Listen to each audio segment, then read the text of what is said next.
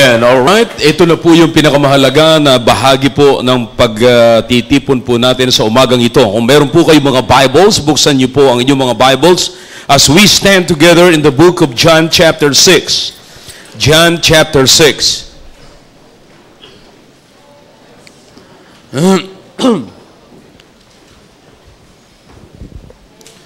Sisimulan po natin sa verse number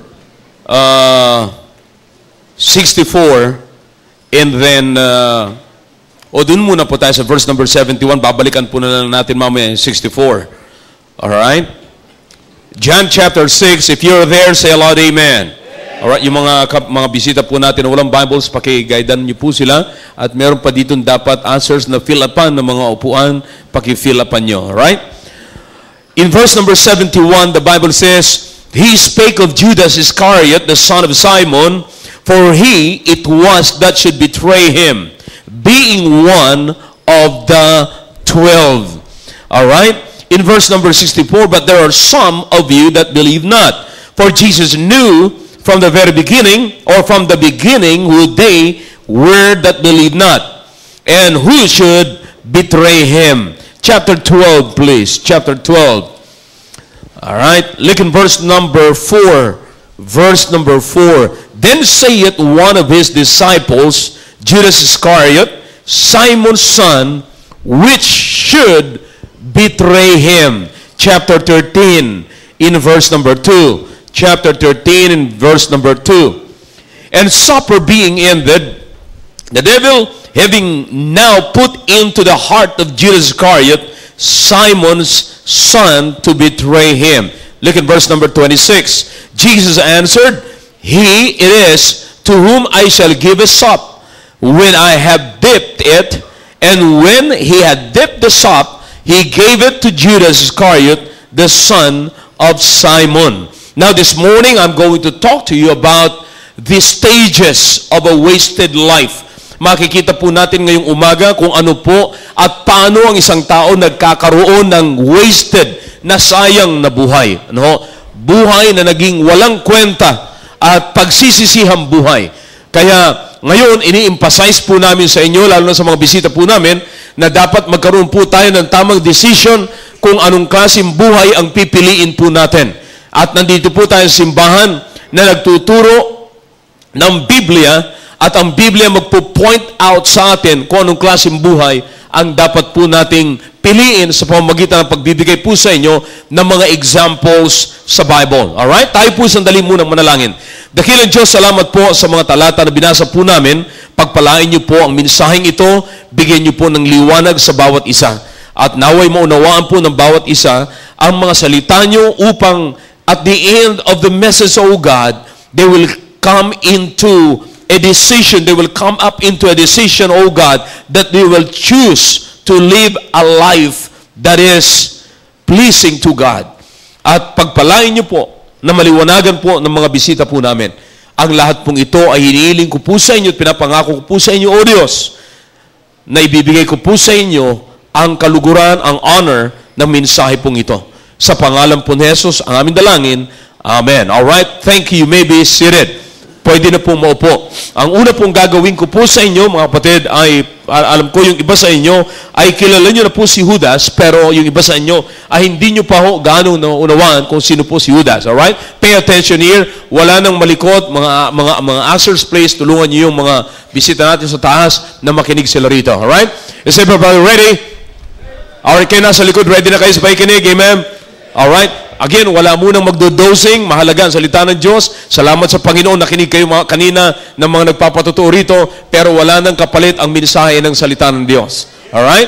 Now, so ito si Judas, isa po ito sa mga disciples ng Panginoong Kristo. In fact, siya po ay napili din, hindi lamang po siya isang disciple, kundi siya po ay napili na isa sa unang 12 apostoles ng Panginoon. Ano? Ang tawag po doon ay mga apostles. At pagkatapos niyan, siya po ay nabigyan pa ho ng isang tungkulin na siya po ang mag-iingat ng salapi na ginugugol ng mga alagad ng Panginoon sa gawain. Na ang tawag po sa kanya ay treasurer. Ano po? So I believe lahat nakakaunawa po niya ng salita na yan. Alright? Pero ang sabi din po sa ating mga binasa po ng mga talata, siya rin po ay ang isa sa mga tinutukoy ng Panginoon na isang araw ay magbibitray o magkakanulo sa Panginoong Kristo. Siya po ang isang lalaki na nanggaling po sa Keriot. Yan po ay isang lugar, yung pong Keriot. Kaya kung tawagin lamang po sa Biblia, siya po ay a man from Keriot. Kaya tinawag siya na Judas Iscariot. Ano ho? So yan po ang diyan po nanggaling yung kanyang pangalan. But anyway, so si Judas po ay naging apostol po siya. And siya po ay nakasama ng Panginoong Kristo during His earthly ministry here on earth. Alright? Kasama po siya ng Panginoong Kristo. Huwag niyong kakalimutan mga kapatid, na ang Panginoong Kristo siya ang nagsabi, I am the way, the truth, and the life. No one cometh unto the Father but by me. Ang ibig sabihin, walang makakarating sa langit maliban na lamang na dadaan ka sa Panginoong Kristo. Kung hindi ka dadaan sa Panginoong Kristo, ay hindi ka makakarating sa langit. And maliban po dyan, ang sabi ng Panginoong Kristo, ako ang pintuan. I am the door. Ibig sabihin, bago ka makapasok ng langit, dadaan ka muna sa pintuan ng langit at ang Panginoong Kristo ang pintuan ng langit. Alright? Hindi po ang simbahan, hindi po ang reliyon, hindi po ang pastor, hindi po ang ministro, hindi po ang pare, hindi po si Maria, kundi si Kristo ang daan at ang pintuan patungo sa langit. Maliwanag po. Alright? Bakit ko po ini-emphasize niyan? Kasi po itong si Judas na pinag-uusapan po natin ngayon, nakasama niya na po ang Panginoong Kristo ng matagal. In fact, bago niya po ipinagkanulo ang Panginoong Kristo, bago niya ibinenta ang Panginoong Kristo, humalik po siya sa Panginoong Kristo. Sapat yun ang usapan nila doon sa mga sundalo, na sabi niya sa mga sundalo, kung sino yung hahalikan ko, yun ang uhulihin ninyo.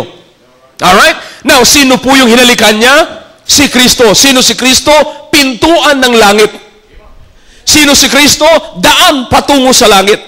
Now, itong taong ito na si Judas, mga kapatid, mga kaibigan po namin, mga bisita, ito po yung tao na humalik na sa pintuan ng langit at nagkaroon ng pribileyo na makita niya ang pintuan ng langit at makilala niya ang daan patungo ng langit, pero pumunta pa rin ng impyerno.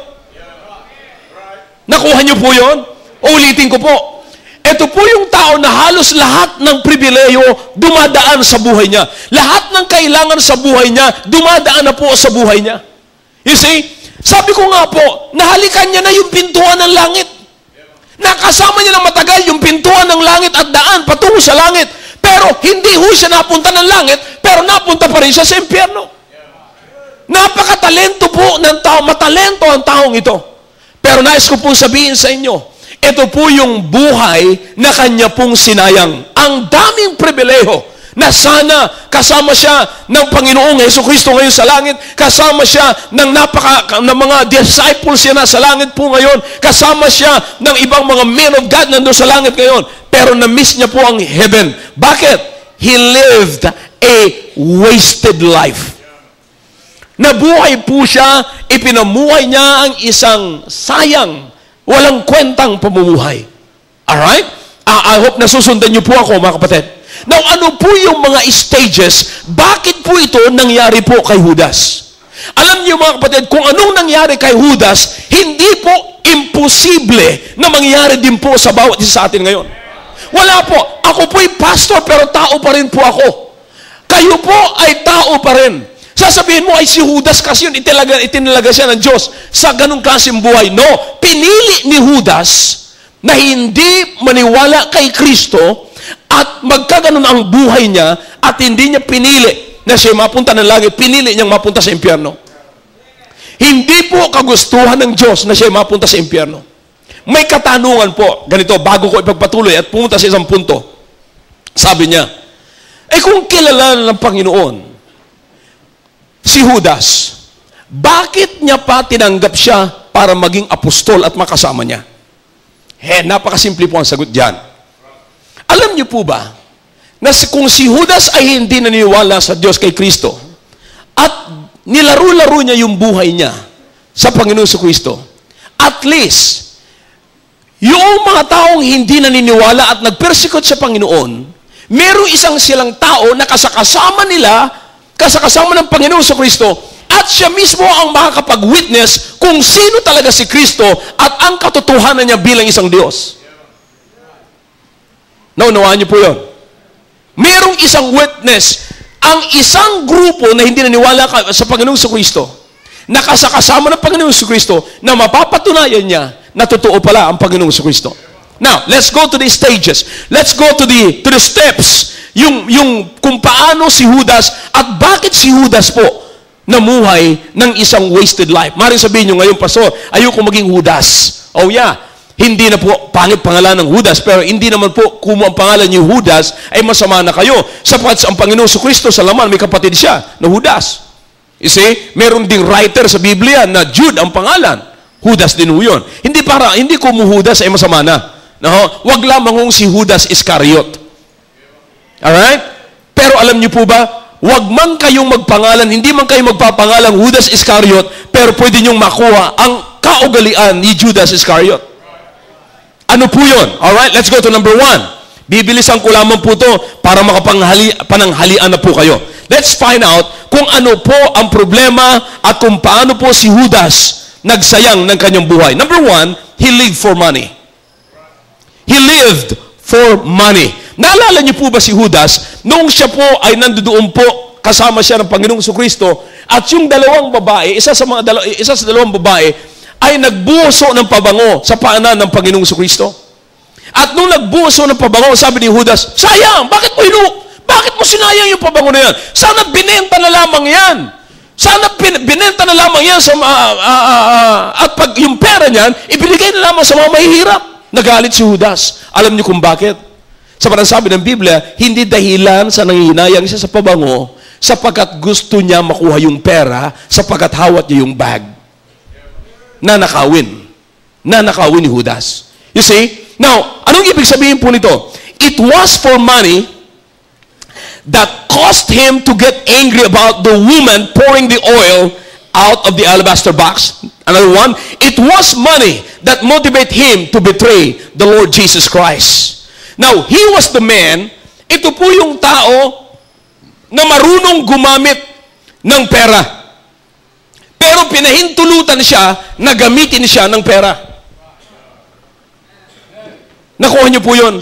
Ito po yung tao na namuhay dahilan sa pera.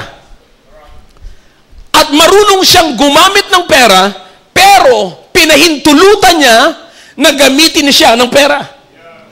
Dapat yung tao po ang gumagamit ng pera. Pero alam niyo po ba na pwede rin tayong gamitin ng pera? You see? Yung focus niya ay na-focus po, yung kanyang attention ay na-focus na sa pera. Alam niyo po, ang pera, kailangan po natin yan para po tayo ay, habang nabubuhay tayo, sabi ko nga noong mga nakaraan dito, nagpipreach po ako niyan, ang pera po ay just for exchange. Kaya nga pagka pumunta kayo dyan sa dito sa atin, meron tayong tinatawag na exchange center, mga ganon. Pinagpapalit yung pera. Now, pag pumunta kayo, pag kailangan nyo ng damit, ibigay nyo yung pera, bibigyan kayo ng damit. Pag kailangan nyo ng pagkain, ibigay nyo yung pera, bibigyan kayo ng pagkain. You see, for exchange lamang po yan. Yan po'y ginagamit natin para magpatuloy yung ating buhay. Naunawaan nyo po? Ginagamit po natin yan. Importante po yan bilang bahagi ng ating pagkabuhay. Naunawaan niyo po. Amen. Pero hindi po yan, mga kapatid, kailangan kapag ang tao po ay gusto niyang mabuhay. Now, ginagamit po yan, again, ginagamit po yan at mahalaga po yan upang ang isang tao makatawid, mapunta po doon. Pero yung wrong focus po sa pera, yung wrong focus po sa pera ay pwede hong mag-lead sa atin upang tayo po ay mamuhay ng isang wasted life. Focus on money can lead us to a wasted life. Again, focus on money can lead us into a wasted life. Now, kinakailang ma-realize po natin na ang pera ay hindi po yan talaga ang rason kapag kaya ang tao ay nabubuhay.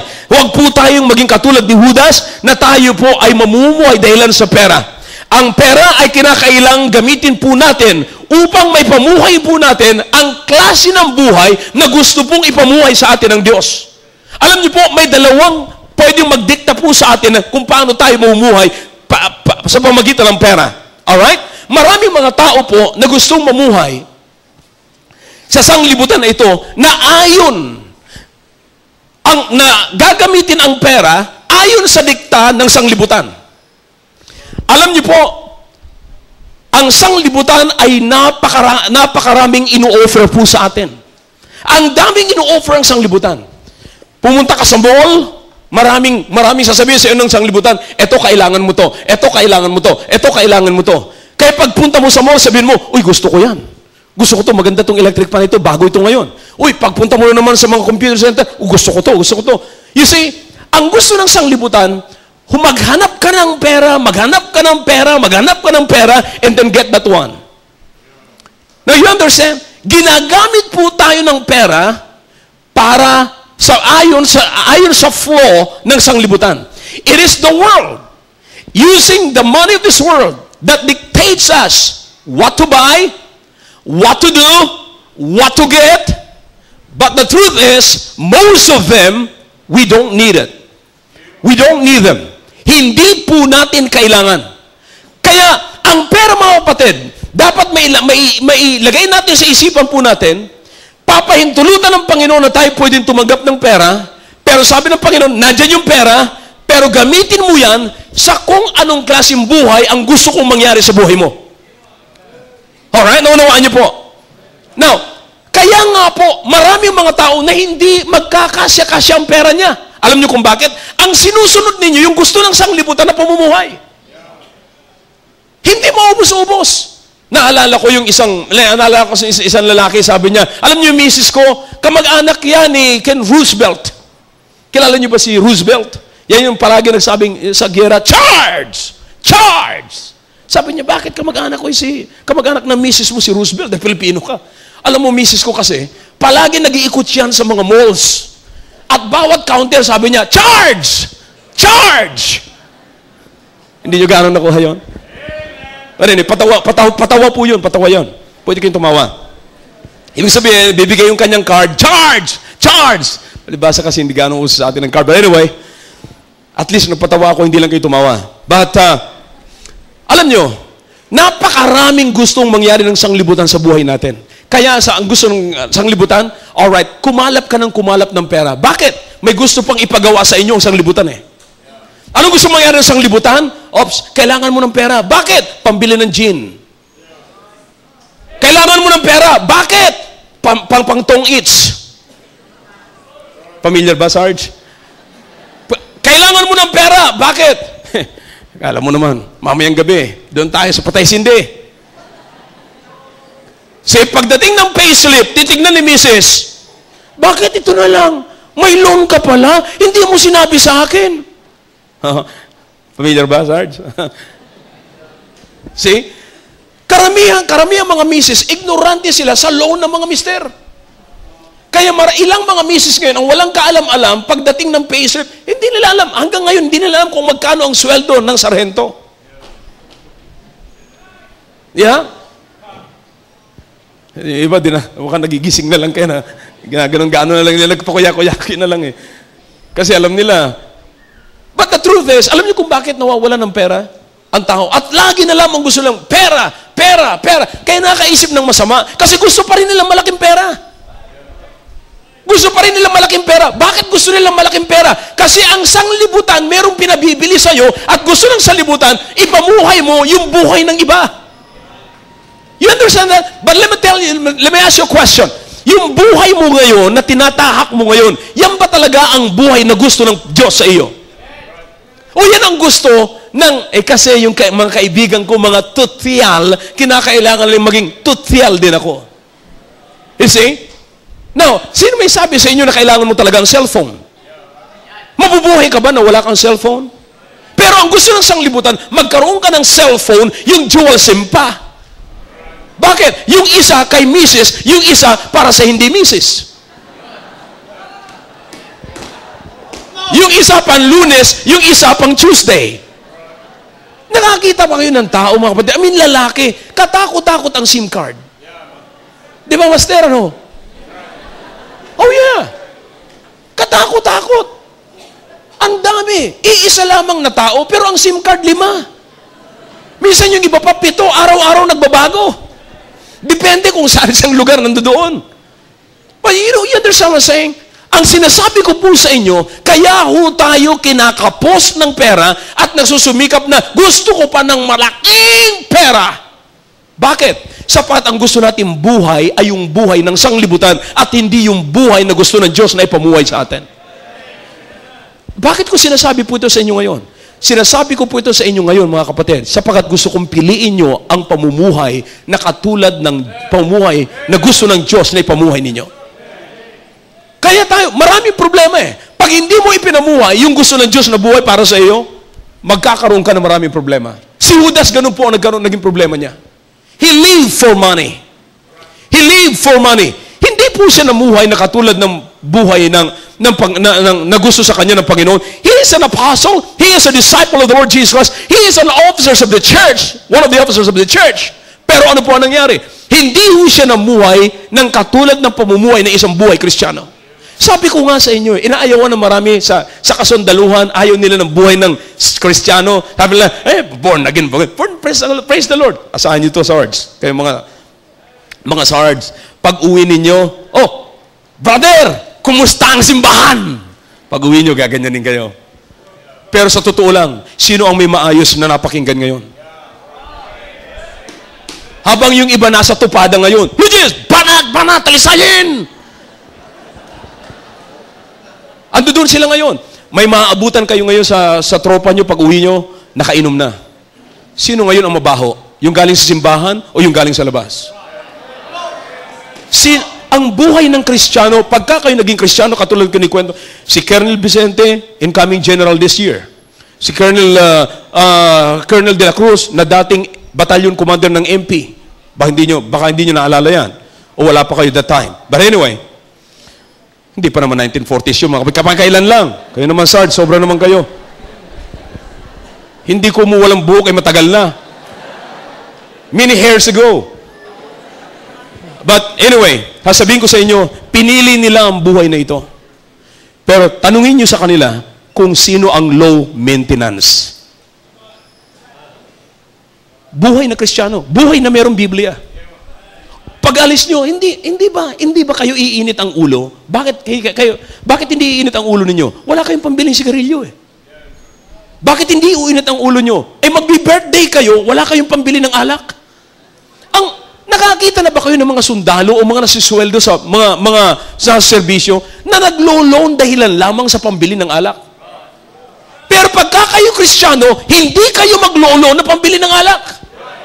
Wala nang alak, wala nang sigarilyo, wala nang sugal, wala nang sidekick. Low maintenance. Kaya maraming ipon, maraming savings. You see? Kayo hindi makakabili ng sigarilyo kung hindi pupunta ng Upslay. Penslay, o ano bang mga lie. Kaya puro na lang lie kay Mrs. See? Anong nangyari kay Judas? Bakit nasayang kanyang buhay? He lived for money. I said, he lived for money. Alam nyo, sabi nila pag money talks. Alam nyo, sabi niya, money talks. O ano sinasabi ng pera? Sabi ng pera, goodbye. Yan ang money talks. Puro na lamang goodbye. And, alam nyo, may kasabihan. Gusto ang taong yumaman? May kasabihan. Adversity makes men. And prosperity makes monster. Adversity makes men. Prosperity makes monsters. And alam niyo ang Kristiyano po mga kapatid, hindi na kinakailangan magkaroon pa siya ng bank book para makita niya o tumingin ng kanyang bank book o ng kanyang anumang klaseng savings para sabihin na at malaman niya na siya isang mayaman. Bilang isang anak ng Diyos, malalaman mong mayaman ka na. You should understand kung anong klaseng meron ka. So, ang naging problema po, mga kapatid, ano ang naging problema ni Judas? Ang naging problema ni Judas ay nabuhay po siya na wala na siyang inisip kundi pera. Pera, pera, pera. Lahat o nadidisgrasya sa pera. Sabi ko nga sa inyo kanina, wala akong exemption. Wala akong exempted dito pagdating sa bagay na yan. But I'm trying to tell you now, na gamitin niyo po ang pera, kung meron kayong pera, upang maabot ninyo ang isang buhay na gustong ipamuhay sa inyo ng Diyos. Naalala ko yung isang pastor. Kasi merong isang miyembro na yung kanyang asawa ay napamanahan ng $1 million. $1 million, brother Manny. Palagay ko, uuwi ka na rito sa Pilipinas, hindi ka natatagal sa Amerika. Oh yeah, $1 million. Pero ang problema ngayon, kasi itong mama na ito, may sakit sa puso. Hindi niya ngayon, hindi ngayon masabi sa kanila, may pamana siyang 1 million. So nilapitan ngayon yung pastor. Sabi niya, pastor, paano kaya ito? Ano kaya sasabihin ko sa asawa ko? Yung asawa ko, napamanahan ng $1 million. Hindi ko masabi-sabi kasi baka mabigla siya, ay mamatay. Sabi ng pastor, okay, akong bahala dyan. Sabi ng pastor, akong bahala dyan. So ang ginawa ng pastor, pinuntahan sa bahay at kinausap siya. Ang ginawa ng pastor, magaling yung pastor, pinaunahan niya muna tungkol sa gawain. Alam mo, ang ganda talaga ng gawain natin, kapatid. Ganito yung gawain, ganito mga pangailan, ganito pa yung plano ko, eto talaga. So pinakita niya na kailangan talaga ang pera sa gawain. So talagang nakumbinsi naman itong mama na ito, sabi niya, oh talaga, sayang, talagang. Tapos dumating na sila dun sa punto na medyo nakuha niya na yung mama na may sakit. Sabi niya, kapatid, ano kayang gagawin mo? Kung halimbawang ikaw, mapamanahan ka ng $1 million, anong gagawin mo naman sa pera mo? Sabi nung mama, alam mo, pastor, pagkayan ay naging totoo sa buhay ko, ibibigay ko ang kalahati sa simbahan. Alam mo nangyari mga kapatid, patay yung pastor.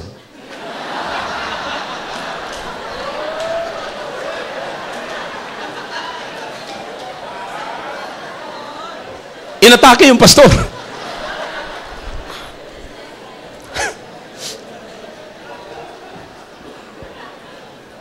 Mag-iingat po kayo sa pagkukwento mga kapatid. But the truth is, Judas lived a wasted life because he lived for money. Number 2, not only that, bibilisan ko po.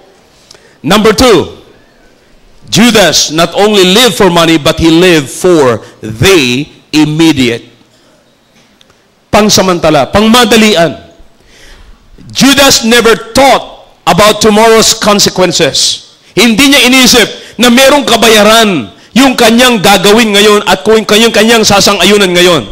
He only lived for what he could get out of today. I mean, I can tell you, brethren, that he only lived for the offer. What is the offer? 30 pieces of silver. Yun lamang ho ang offer eh. Nabuhay, yun lamang ang nakita ni Judas eh. 30 pieces.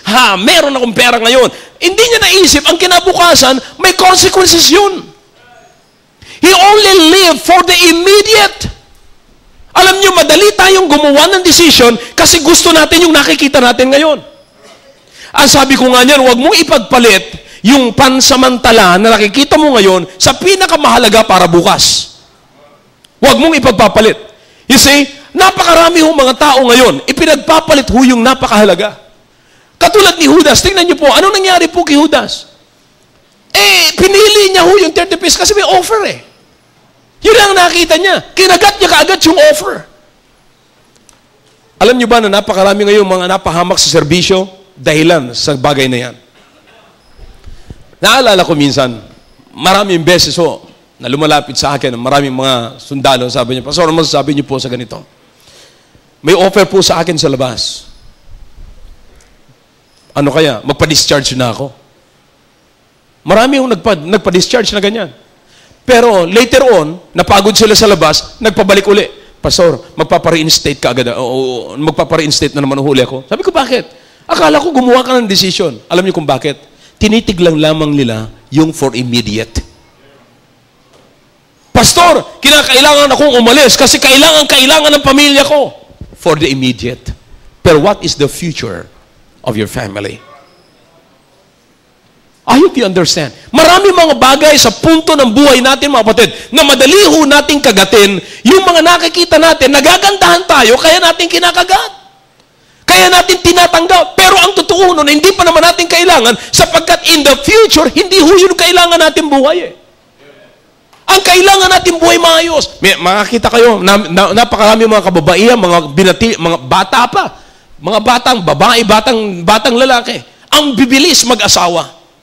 Pero ang bibilis namang umiwan ng asawa. Ilan ngayon ang mga kababaihan na nag-aalaga ng baby na walang tatay? Ilan ngayon ang mga kalalakihan? Yung iba nag-suicide na. Dahilan sa iniwanan sila ng kanilang asawang babae. Bakit? Basta na lamang, yan ang hinahanap ko. Yan ang hinahanap. Immediate. Hindi man lamang iniisip. Alam nyo, marami nakapag-asawa, sabi nila, ngayon nakapag-asawa na ako, hindi ko alam na ganito pala ang buhay ng mag-asawa. Alam nyo, pag nahirapan na sila, alam nyo kung kanino ipapasa yung responsibilidad? Kinanay nila. Kitatay nila, sa kapatid nila. Magkakaluko-luko ang pamilya, nagkakagalit-galit ang pamilya. Bakit? Sabi niya, itong kapatid ko hindi na nagpapadala ngayon Sabi ko, bakit naman sila magpapadala? Kasi siyang nasa abroad Sabi ko, Brad, may asawa ka na. Ikaw dapat, at may responsibility mo yan, na buhayin mo ang sarili mong pamilya. You understand kung bakit nagkakaluko-luko mga kapatid ang ating bayan? Mahirap ho ang Pilipinas. At pagka naghihirap ang Pilipinas, sisisihin natin kung sino ang presidente, sisisihin natin yung gobyerno, ang pamamaraan natin ang sisihin natin. Yung klase ng buhay ang sisisihin natin. Yung klase ng buhay na pinili natin ang dapat ho nating sisihin. Just like Judas. Why Judas lived a wasted life? Because he chose or he lived for the immediate. When you live for the immediate, kapag kayo namuhay, sa pansamantala lamang, you will see a quick temporary satisfaction, but that temporary satisfaction will quickly turn into heartache. Oh yeah. Pinili mo itong isang bagay nito, gusto ko yan. Alright, kakagatin mo. Pagkatapos mong kagatin, kinuha mo, then may satisfaction ka kasi nakamtan mo Pero pagkatapos mo niyan, it will turn into heartaches. Ilan sa mga kabataan ngayon na napakawalang takot yung pinasok ang pag-aasawa. Pati panliligaw. Pero ilan ngayon sa mga kabataan, ang pumapasok kayo sa simbahan na ito, nabusangot ang mukha ninyo kasi merong hindi magandang nangyayari sa relasyon ninyo. Come on now. Ilan ngayon mga sundalo na halos hindi maayos-ayos ang serbisyo dahilan sa pinasok nila na hindi magandang relasyon. Ilan? Ilan ngayon ang pupunta sa IG? Ilan ngayon ang napupunta ang kaso sa Probo? Ilan ngayon ang lagi nagre-report sa Probo at hindi sa tamang unit? Hindi naman unit yung Probo Pero bakit kayo nasa Probo? Dahilan sa problema na pinasok ninyo. Bakit? You live for the immediate at hindi nyo ginamit yung isip ninyo. You understand that? So, Judas lived for the immediate at hindi niya nalaman na kung anong gagamitin niya. Ang kanyang pinili ay yung pangmadalian at hindi pangmatagalan at hindi merong magandang future.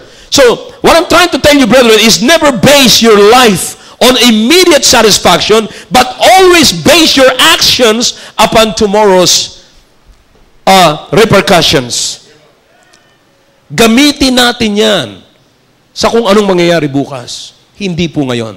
So Judas lived for the immediate. Number 3, not only that, but Judas lived a life of deception. Judas lived a life of deception. Now in chapter 6, in verse number 70, chapter 6, in verse number 70, ang sabi ng Biblia, Jesus answered them, "Have not I chosen you 12, and one of you is a devil?" Ano kung ibig sabihin ng devil? A deceiver. A deceiver. So, alam nyo, okay sana itong piniling klaseng buhay ni Judas kung ang Panginoong Kristo ay hindi totoo. Kung ang Panginoong Kristo ay impostor, tama yung piniling buhay ni Judas. Pakaangkaang siya, paloko-loko niya, nilalaro niya ang Christian life niya. Okay sana yun eh. Pero totoo ang Panginoong Kristo eh.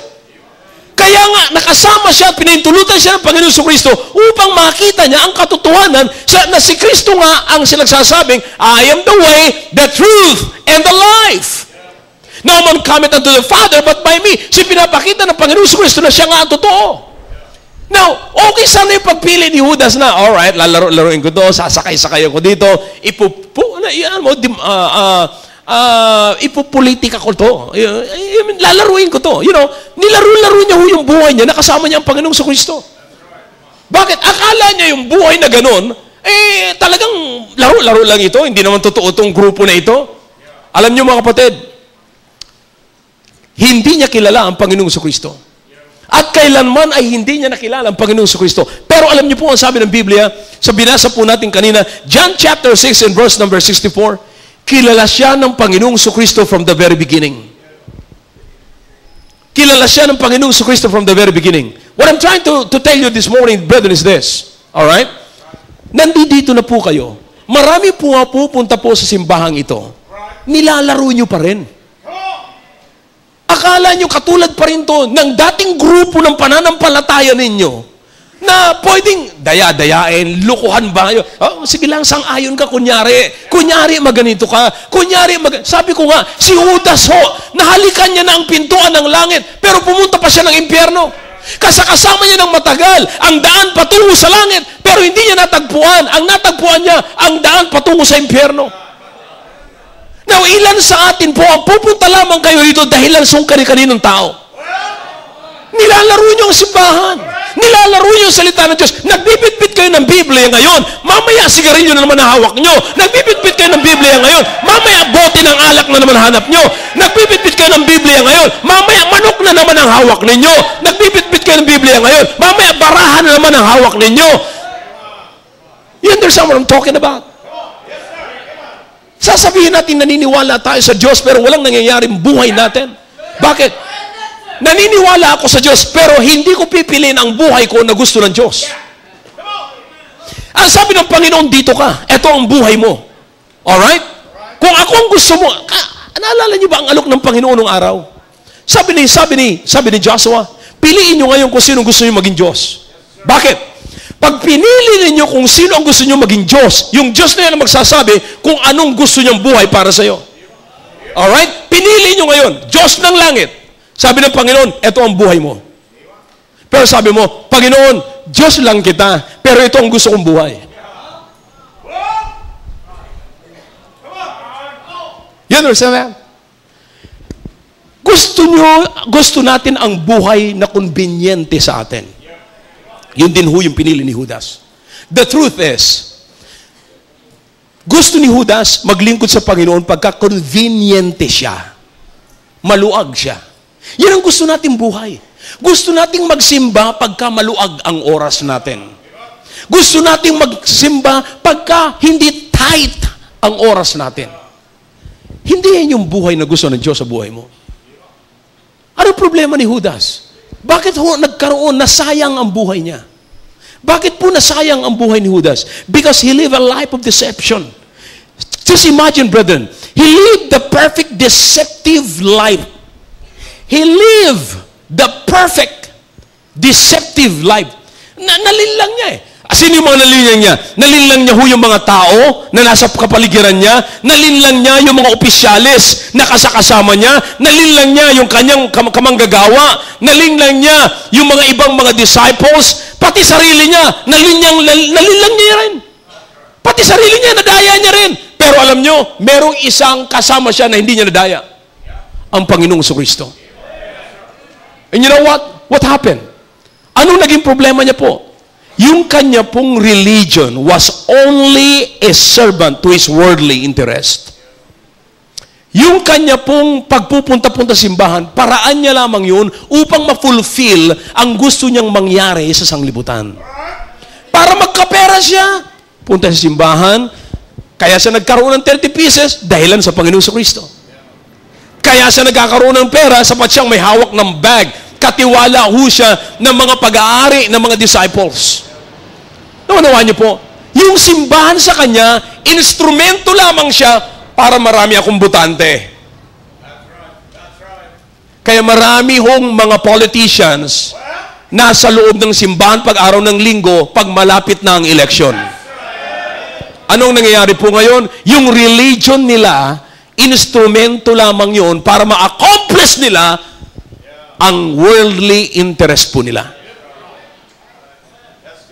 Now, ilan sa atin ngayon pumapasok dito sa simbahan na kayo nandito sapagkat may kailangan kayo sa simbahan? Bakit hindi tayo makapasok sa simbahan? Now, tayo ang magbibigay sa simbahan at hindi tayo ang may kailangan ng simbahan.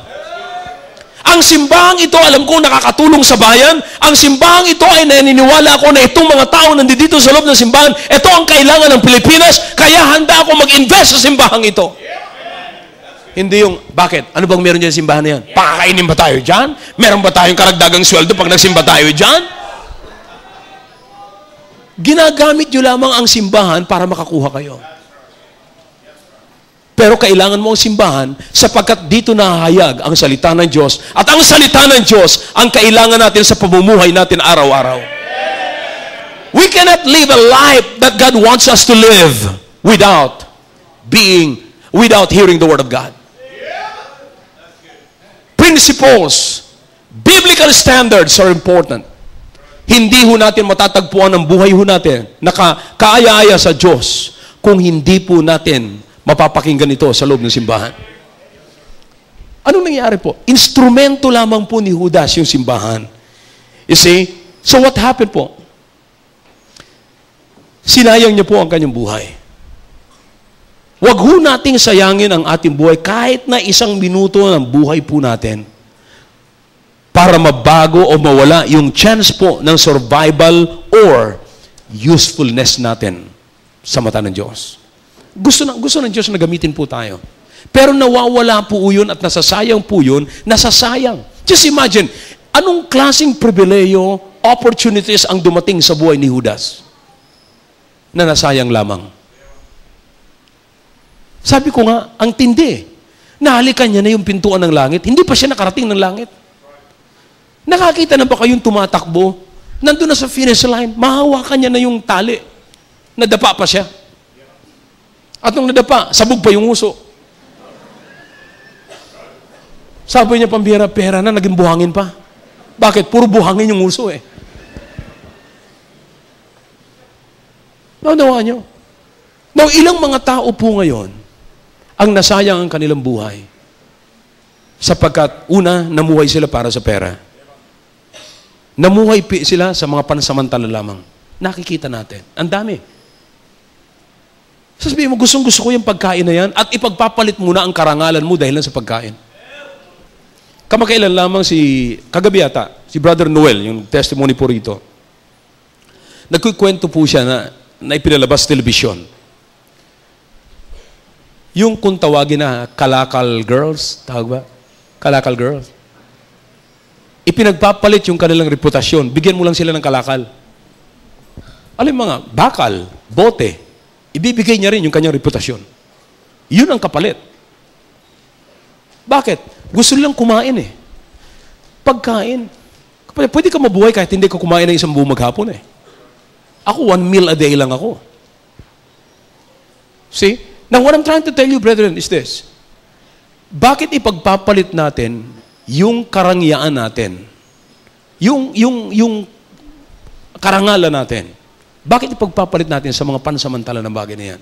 Sabi nga ni Mark, what shall it profit a man if he shall gain the whole world and lose his own soul, lose his character? Mawawala na yung pagkatao niya. Ipagpapalit mo ang pagkatao mo sa pera? That is immediate. Pero anong klaseng reputation meron ka? Anong klaseng reputation, mga kapatid? Ang ilang presidente natin na pagkatapos ng kanilang term ay nasa kulungan sila. Anong klaseng reputation? You understand what I'm saying? Anong klaseng reputation meron ang mga generals natin na nung nasa serbisyo sila, akala mo, sino yung mga tao na hindi mo masanggi, hindi mo makausap, bago mo makausap, kinakailan dumaan ka muna. And at the end of the road, nasaan sila? Nasa kulungan. You understand what I'm talking about? Bakit? Ipinagpalit nila sa dolyar, ipinagpalit nila sa kayamanan, sa nakikita nila for the immediate. Pero hindi nila nakita na pagkatapos nilang may pagpalit, yung dolyar na yon, may satisfaction man sila, but that satisfaction quickly turned into heartaches. Hindi nila alam, ang likod pala ng pera na yon ay mga rehas na bakal. Ngayon, nasa loob sila ng rehas na bakal, sino ang kasama nila? Yung ayaw nilang makasama sa opisina nila. I hope you understand that. Because people, they want to live for the immediate. Sabi nga ng kasabihan, pagka nasa kagipitan, kahit sa patalim, kumakapit. Hindi totoo, hindi ho dapat yon. Bakit ka kakapit sa patalim na hindi ka naman dapat kumapit sa patalim? Eh, gipit na sir, gipit na eh. Marami pa. Yang kasabihan na yan ay kasabihan ng walang Diyos. Yan ay kasabihan ng isang kasabihan na walang Diyos. Again, let me remind you, Judas also lived a life of not only of deception, but he lived a life of convenience. Alam niyo, pagka nabuhay ka sa isang convenient na buhay, hindi mo magagawa ang gustong gagawin ng Panginoon para sa iyo. So, bakit? Many times in our life, there are always, or many times in life, when doing right will not be convenient. Yung paggawa ng tama, hindi na konbinyente. It is not always convenient to serve God. It is not always convenient to win souls. It is not always convenient to be faithful in the church services. It is not always convenient to give. Alam nyo, maraming mga bagay sa buhay natin hindi tayo convenient, mga kapatid. Ang hinahanap lang natin ay convenient yung buhay. Pero sa ayos kong sabihin sa inyo, kung buhay lamang na convenient ang hanapin nyo, hindi kayo mamumuhay sa lahat ng oras na matuwid sa Panginoon. Katulad ni Judas. He wasted his time. He wasted his life. Why? Because he want a convenient life. Kapatid, nandito tayo sa sanglibutang ito eh.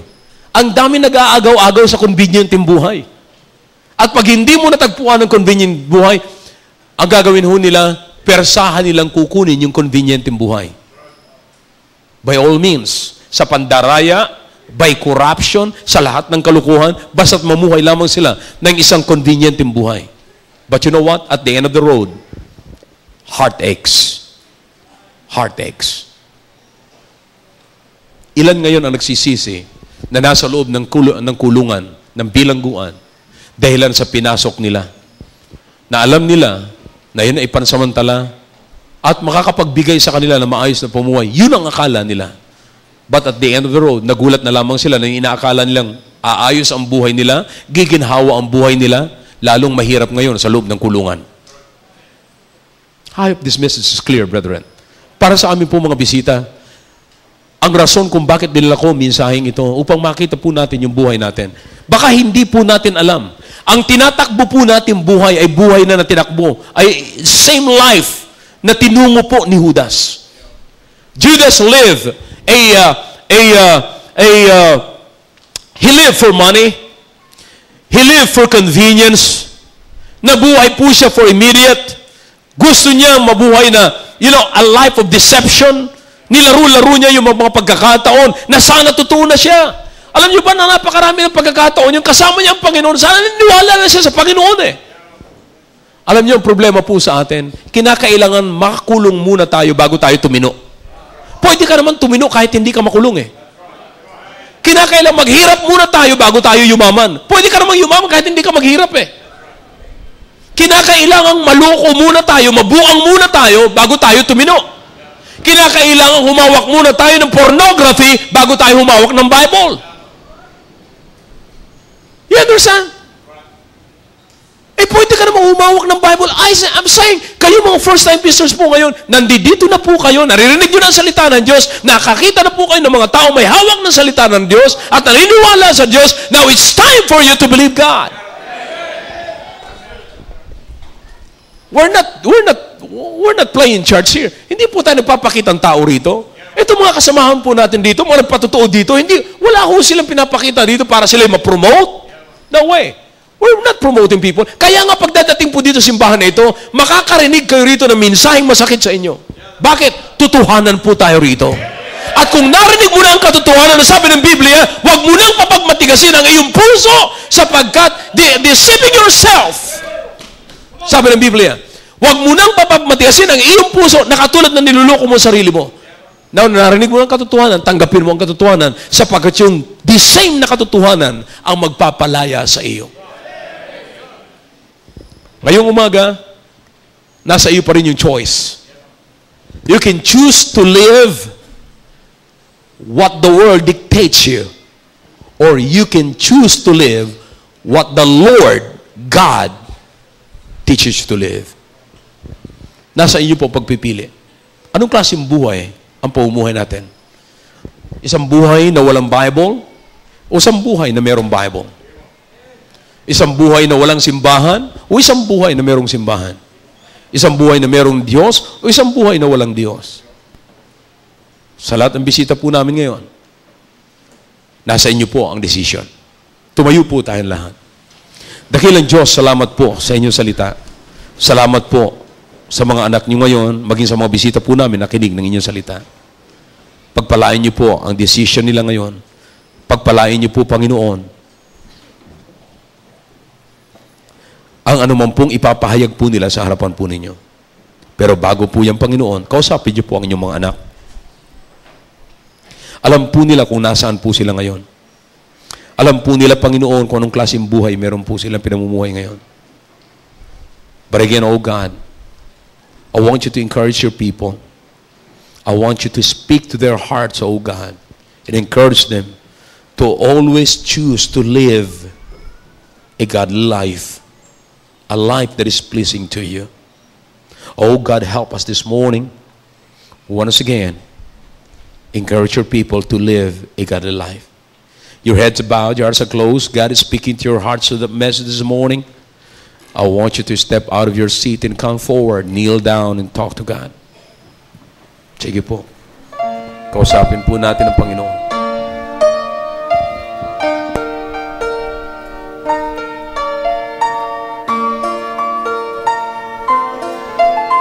Alam ng Diyos kung anong klaseng buhay meron tayo ngayon.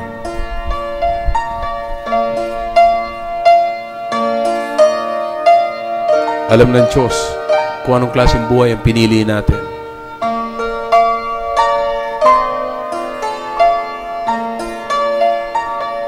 Alam ng Diyos kung nasaan na ho tayo ngayon.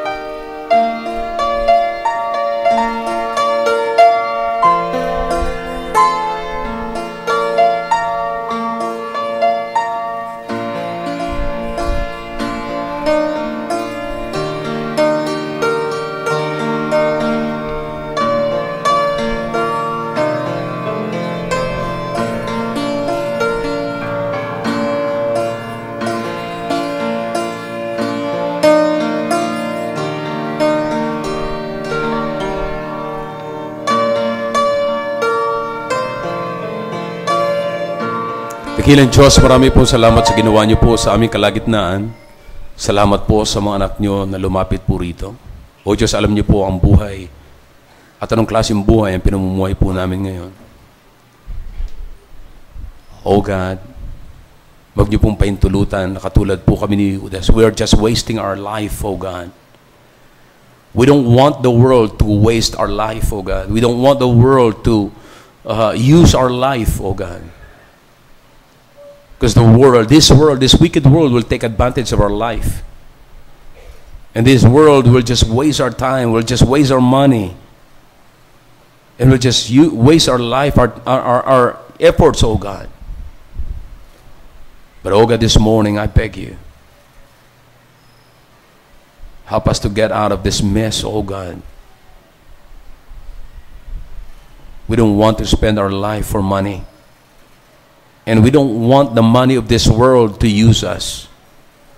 But we will use your money, we will use the money of this world, oh God, to live a life that is pleasing to you. Help us not to live for the immediate and for convenience, oh God. But oh God, help us to live a life that will bring glory into thy throne. Thank you for your people. Thank you for the people who came forward, oh God. Bless their hearts. For in Jesus' name I pray. Amen. Everyone